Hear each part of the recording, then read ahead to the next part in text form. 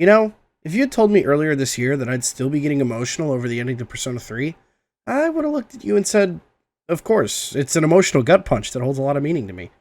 I still shocked myself while watching Persona 3 the movie, Winter of Rebirth, though. I didn't expect to get choked up like I did.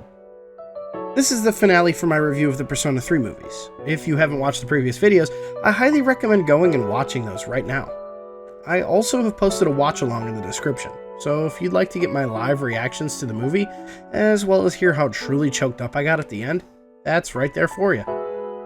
The movie covers the rest of Persona 3's events, starting immediately where the Fall left off on December 2nd on the Moonlight Bridge, and covering until March 5th, the Promise Day.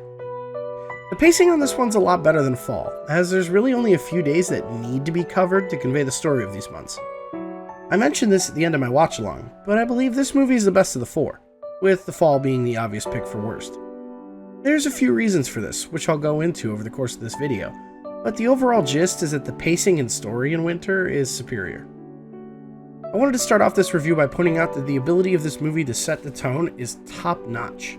I can't think of any other movie that uses these long, establishing shots that give you this feeling of emptiness and meaninglessness. The color grading in all four of these movies has been fantastic, but Winter really uses it to its advantage. Just by looking at the saturation and color of Makoto, you can tell the emotion they're trying to convey. It's really apparent during this segment where Makoto revisits the Moonlight Bridge and runs into Elizabeth. This is my favorite segment by far of the movie, which is why I wanted to highlight it first. The entire lead up to this part, everyone is in a depressive funk because of Ryoji. By forcing these teenagers to confront their mortality in a very real way, he's upped the amount of angst in this movie, and Liz, a character who is almost antithetical to angst, appears at just the right moment to help Makoto out of his funk.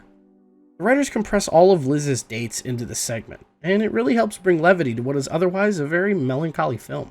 I did not expect any of this comedic relief, but this was the perfect character to do it with. We about to pipe Liz too in this movie? What the fuck? The man gets a one chroma vagina and goes, yeah, I need to live.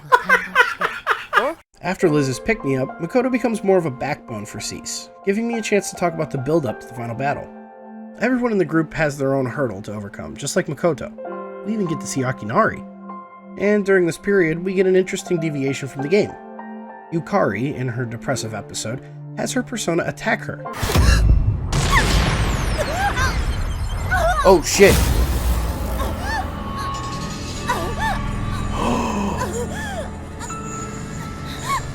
What is going on with Io?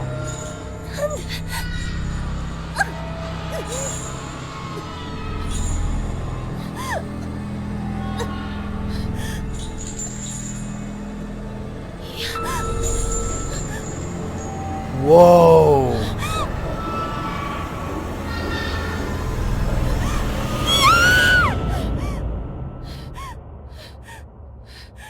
This is a cool way to expand upon the idea of wild personas, and Mitsuru even points out that a person awakens to a persona by being accepting of death, and I kind of extrapolate this to mean that if a persona user genuinely believes they're gonna die, their persona will take matters into their own hands.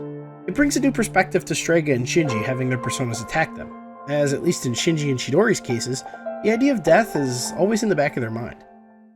The events on December 31st really show the power of the difference in medium. While the game shows Ryoji and Makoto's conversation as if Ryoji was just trying to convince the player to kill him, the movie really delves into the relationship of the two, even if it does feel a little manufactured or hollow. I like the creative decision to make Ryoji's true form different enough from Thanatos, rather than just straight up using the same model like they did in game. That ethereal blue is a neat touch.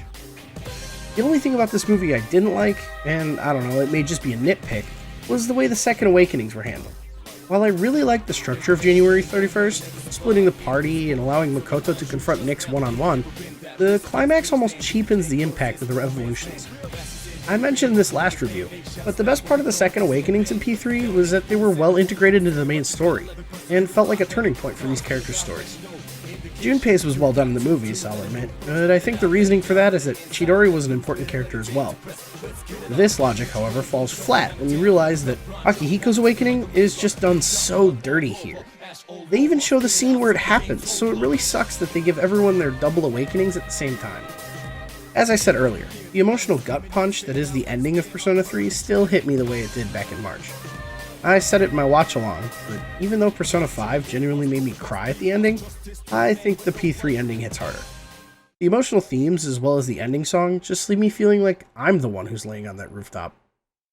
The added effect of letting Makoto see all of his friends before the end is an amazing touch. I started this series of reviews as a way to look back on Persona 3, and maybe try to convince people who don't have time to sit through a 100-hour RPG that the story of P3 is worthwhile, and maybe convince some fans who have never seen the movies that they're a worthwhile experience. I know of at least one person who watched the movies before playing the games, and I can guarantee that she believes they're a great way to be introduced to the series. To the people that have only experienced Reload, I highly recommend going back and experiencing the unique difficulty of P3 FES.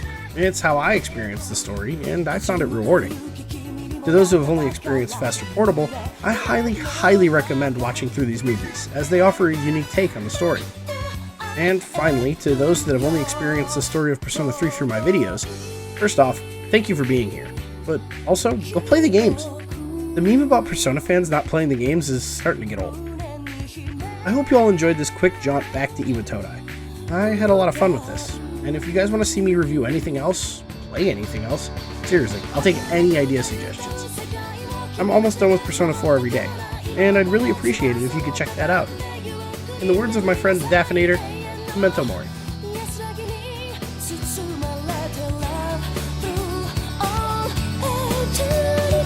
優しく見守る私のこの手